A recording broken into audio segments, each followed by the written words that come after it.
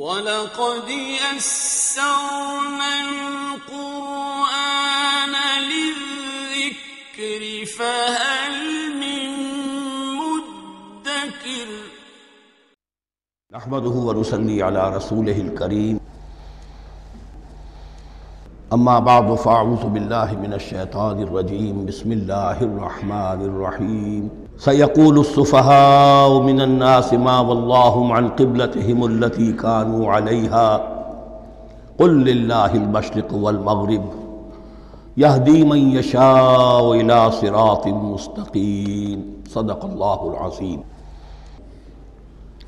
اب یہ تحویل قبلہ کا مضمون براہ راست آ رہا ہے۔ اس کے لیے تمہیدی 2 رکوع ہم پڑھ چکے ہیں۔ حضرت ابراہیم کا تذکرہ جو معمار ہیں بیت اللہ کے، ابو الانبیاء ہیں، امام الناس ہیں، انہی کی ایک نسل بنی اسرائیل ہے، انہی کی ایک نسل بنی اسماعیل ہے۔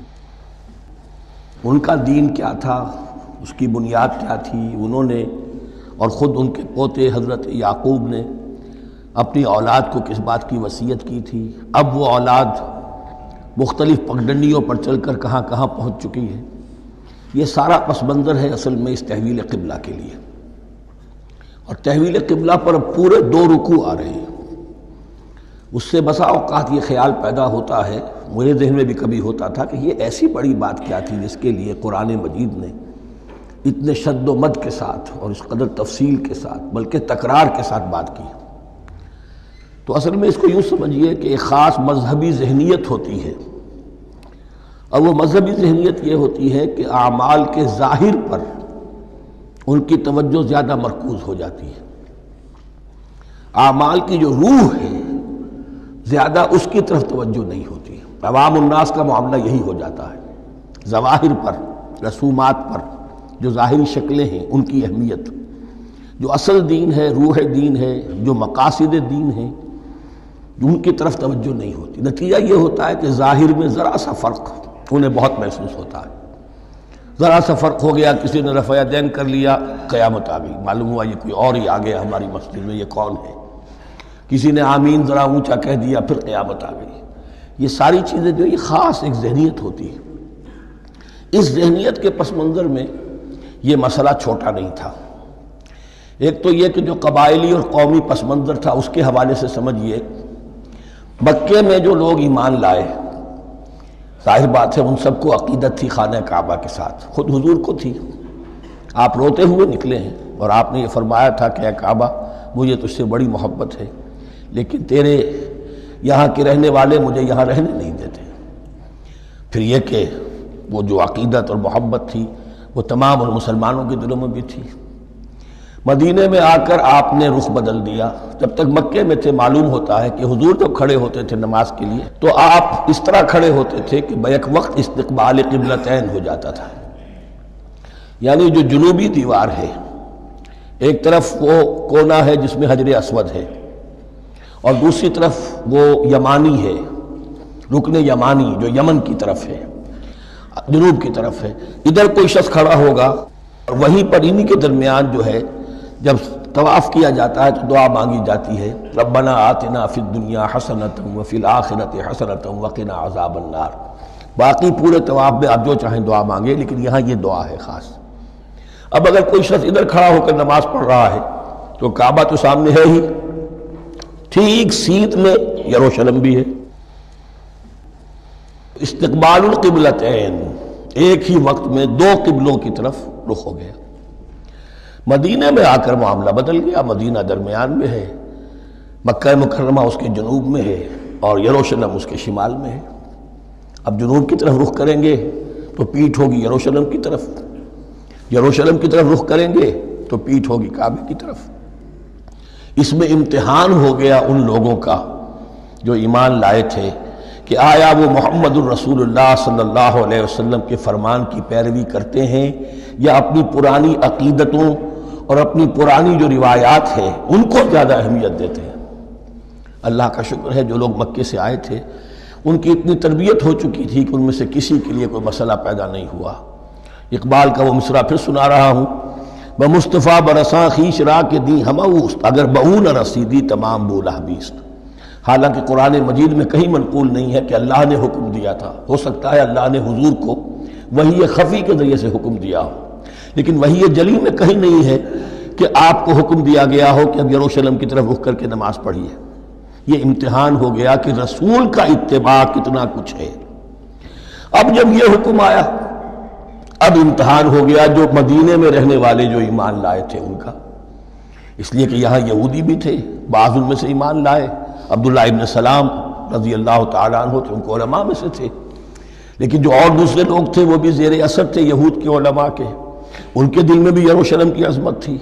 اب جب انہیں رخ کرنا پڑا تو یہ ان کے ایمان کا امتحان ہو گیا. تو یہ بڑا امتحان تھا اس میں کہ جو سب کے لیے مثبر تھا. اور مسلمانوں میں سے بعض لوگوں کے دلوں میں یہ خیال بھی پیدا ہوا ہوگا، اگر اصل قبلہ یہ تھا تو ہم نے اب تک جو نمازیں پڑھی ہیں وہ تو پھر ہم نے غلط رخ پر پڑھی. ہماری اتنی سالوں کی، کسی کو ایمان لائے ہوئے 10 برس ہو گئے، ہماری ان نمازوں کا کیا بنے گا؟ وہ نمازیں ضائع ہو گئیں تو نماز تو ایمان کا رکن رکین ہے. تو بڑی تشویش پیدا ہو گئی. اس کے ساتھ ہی ایک مسئلہ یہ پیدا ہوا سیاسی اعتبار سے کہ یہود اب تک تو یہ سمجھ رہے تھے کہ حضور نے اور مسلمانوں نے ہمارا قبلہ اختیار کر لیا ہے، تو گویا کہ ہمارے کیمپ فالوورز ہیں، ہمارا تو انہوں نے اتباع کیا ہے، لہذا ہمیں کوئی خاص اندیشہ نہیں ان کی طرف سے. لیکن اب جب قبلہ بدل گیا تو ان کے کان کھڑے ہو گئے کہ یہ تو پھر کوئی نئی اب ملت ہے اور نئی امت کی تشکیل ہو رہی ہے، لہذا ان کی طرف سے مخالفت جو تھی اس کے اندر شدت زیادہ پیدا ہو گئی. یہ سارے مضامین تھے کہ جو یہاں پر زیر بحث آ رہے ہیں. سَيَقُولُ السُّفَهَاءُ مِنَ النَّاسِ، بہت غیر معمولی ہے اس کا آغاز ہی اس آیت کا. ان قریب کہیں گے لوگوں میں سے احمق اور بے وقوف لوگ، ما وَاللَّهُ مَنْ قِبْلَتِهِمُ الَّتِي كَانُوا عَلَيْهَا، کس چیز نے پھیر دیا انہیں اس قبلے سے کہ جس پر یہ تھے. یعنی یہ 16 مہینے نماز پڑھی ہے بیت المقدس کی طرف رخ کر کے، یروشلم کی طرف، اب کس چیز نے پھیر دیا انہیں؟ قُلْ لِلَّهِ الْمَشْرِقُ وَالْمَغْرِبُ، دیکھیے وہی الفاظ جو 14ویں رکوع میں آئے تھے جو تمہید بن رہے تھے. کہہ دیجئے کہ اللہ ہی کے لیے ہے مشرق اور مغرب.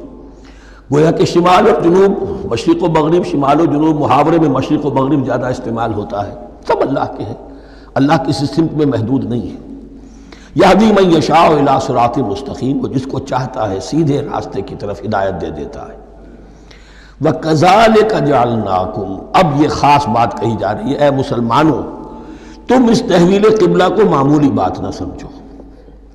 یہ علامت ہے اس بات کی کہ اب تمہیں وہ حیثیت حاصل ہو گئی. وَكَذَلِكَ جَعَلْنَاكُمْ أُمَّةً وَسَطًا لِتَكُونُوا شُهَدَاءَ عَلَى النَّاسِ وَيَكُونَ الرَّسُولُ عَلَيْكُمْ شَهِيدًا. اب تمہارا فرض منصب یہ ہے کہ رسول نے جس دین کی گواہی تم پر دی ہے اپنے عمل سے، اپنے قول سے، اسی دین کی گواہی تمہیں دینی ہے اپنے قول سے اور اپنے عمل سے پوری نوع انسانی پر. اب تم لنک بن گئے ہو. اب تک نبوت کا سلسلہ جاری تھا، ایک نبی کی تعلیم ختم ہوئی، بگڑ گئی، تحریف ہو گئی، غائب ہو گئی، دوسرا نبی آ گیا، پھر کچھ تیسرا آ گیا، چلے آ رہے. لہذا ہر دور کے اندر اب وہ جو معاملہ تھا تسلسل کے ساتھ چل رہا تھا، اب یہاں نبوت ختم ہو رہی ہے محمد رسول اللہ صلی اللہ علیہ وسلم پر، تو نوع انسانی تو ختم نہیں ہو رہی، ابھی قیامت تو نہیں آئی ہے. اب آگے لوگوں کو تبلیغ کرنا، ان تک دین پہنچانا، ان پر حجت قائم کرنا، ان کا احقاق حق پر ابطال باطل کا فریضہ سر انجام دینا، یہ کون کرے گا؟ تو پہلے تو ہمیشہ اللہ کی طرف سے وہی جبریل لائے اور نبی کے پاس آ گئے، نبی نے لوگوں کو سکھا دیا. اب یہ کہ اللہ سے جبریل لائے محمد کے پاس، محمد نے سکھایا تمہیں، اور تمہیں سکھانا ہے پوری نوع انسانی کو، تو تم اب وہ درمیانی لنک ہو. وَكَذَلِكَ جَعَلْنَاكُمْ أُمَّةً وَسَطًا لِتَكُونُوا شُهَدَاءَ عَلَى النَّاسِ وَيَكُونَ الرَّسُولُ عَلَيْكُمْ شَهِيدًا. یہ مضمون زیادہ کھلے گا چل کر سورہ حج کی آخری آیات میں. اسی طرح سے مراد یہ کہ تحویل قبلہ ایک مظہر ہے اس کا. اس سے اب تم اپنی ذمہ داریوں کا اندازہ کرو، صرف خوشیاں نہ مناؤ، جشن نہ مناؤ، بلکہ یہ کہ یہ ایک بہت بڑی ذمہ داری کا بوجھ ہے جو تم پر آ گیا. کبھی ہم نے اپنے بندے محمد کے کاندھوں پر جب یہ بوجھ رکھا تھا تو ان سے بھی کہا تھا صلی اللہ علیہ وسلم، اِنَّا سَنُلْقِي عَلَيْكَ قَوْلًا ثَقِيلًا، اے نبی ہم آپ پر ایک بھاری بات ڈالنے والے ہیں. وہی بھاری بات بہت بڑے پیمانے پر اب تمہارے کندھوں پر آ گئی ہے. وَكَذَلِكَ جَعَلْنَاكُمْ أُمَّةً وَسَطًا لِتَكُونُوا شُهَدَاءَ عَلَى النَّاسِ وَيَكُونَ الرَّسُولُ عَلَيْكُمْ شَهِيدًا. وما جعلنا القبلۃ التی کنت علیہا، اور ہم نے نہیں قرار دیا تھا اس قبلے کو جس پر کہ اے نبی آپ پہلے تھے۔ یعنی یہ دو طرح کی بات ہو سکتی ہے، وہی خفی سے اللہ نے فرمایا ہو کہ اے محمد اب کچھ عرصے کے لیے یروشلم کی طرف رخ کر کے نماز پڑھو، وہی جلی میں نہیں ہے، اور یہ بھی ہو سکتا ہے یہ حضور کا اجتہاد ہو اور اسے اللہ نے قبول فرما لیا ہو۔ دونوں باتوں کا امکان موجود ہے۔ حضور کے اجتہاد پر اگر اللہ کی طرف سے نفی نہ آئے تو وہ گویا اللہ کی طرف سے۔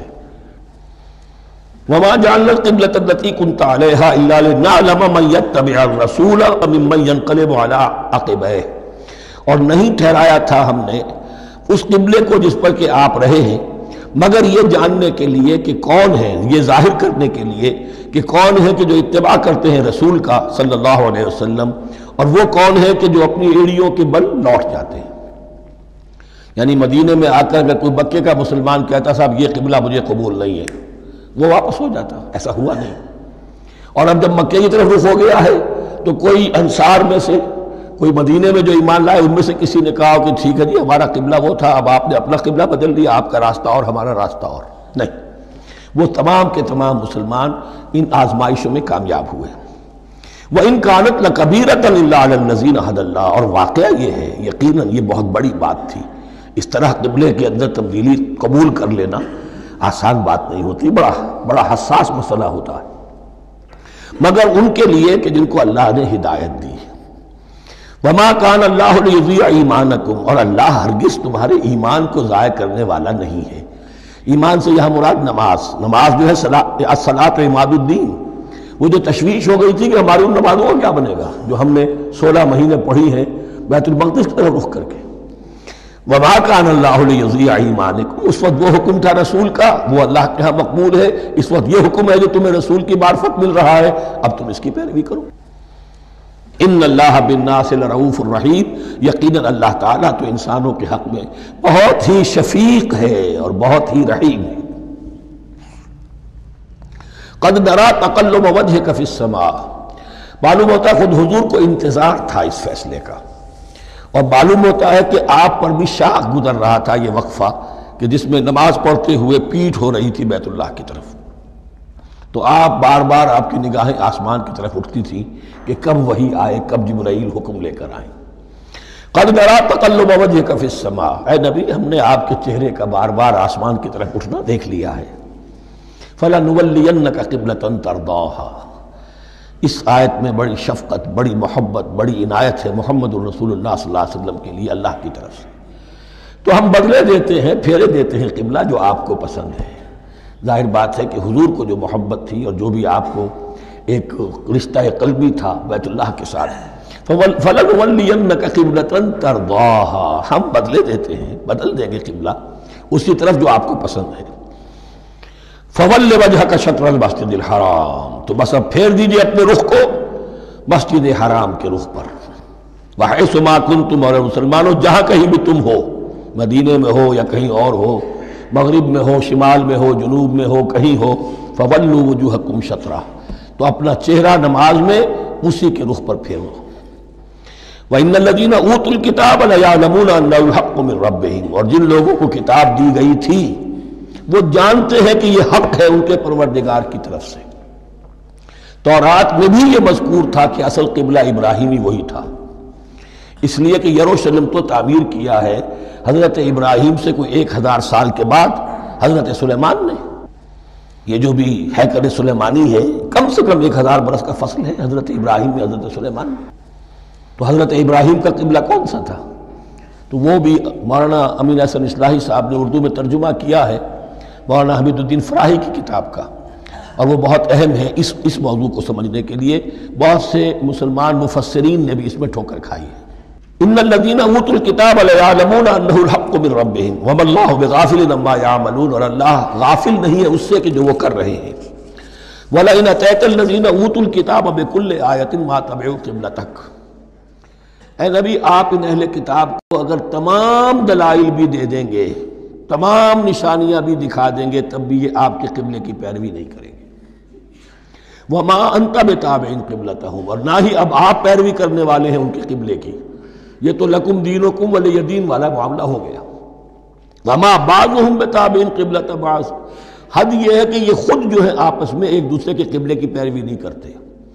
یعنی نصارہ اور یہود اگرچہ یروشلم سب کا قبلہ ہے، لیکن عین یروشلم میں جا کر جو یہودی ہیں وہ مغربی گوشے کو اختیار کرتے تھے، مغرب کی طرف رخ کرتے تھے ہیکل سلیمانی میں، اور جو نصارہ ہے وہ مشرق کی طرف. اس لیے کہ حضرت مریم سلام علیہا نے جو اعتکاف کیا تھا مکاناً شرقیہ، وہ جو مکان تھا ان کا جہاں اعتکاف تھا، جہاں فرشتہ ان کے پاس آیا ہے، وہ ہیکل کے کسی شرقی گوشے میں تھا. تو انہوں نے عیسائیوں نے اسی کو اپنا شرقی گوشے کو قبلہ بنا لیا.